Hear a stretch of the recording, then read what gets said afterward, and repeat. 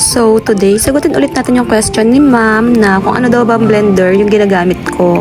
Noong 2018, dahil nga palaging nasisira yung blender namin, dahil nga siguro hindi pa kami masyadong marunong gumamit, ay napagdesisyonan kong bumili ng mamahali na blender na tag 8,500. Ang brand name ng blender na yon ay JTC. Yun yung makikita nyo sa mall na ginagamit ng mga ibang nagtitinda ng shake sa mall. So bumili ako ng dalawa nun. Maganda naman siya at saka matibay din naman. Pero parehas din siya nung mumurahin kong blender na ginagamit na tag 3,000 pesos. Parehas sila na pagka nag-overheat na or yung umiinit na, nag-i-stop sila automatic. So pag nag-stop na yung blender, kailangan natin itong itapat sa electric pan para lumamig ulit siya. Dahil nga medyo pricey siya, kaya hindi na ako umulit ng ganong blender. So etong blender na ito, yun talagang binibili ko. So dahil nga 6 years na kami sa milkshake industry, kaya alam na namin yung technique kung paano gamitin itong blender. Kahit tag 3,000 lang ito.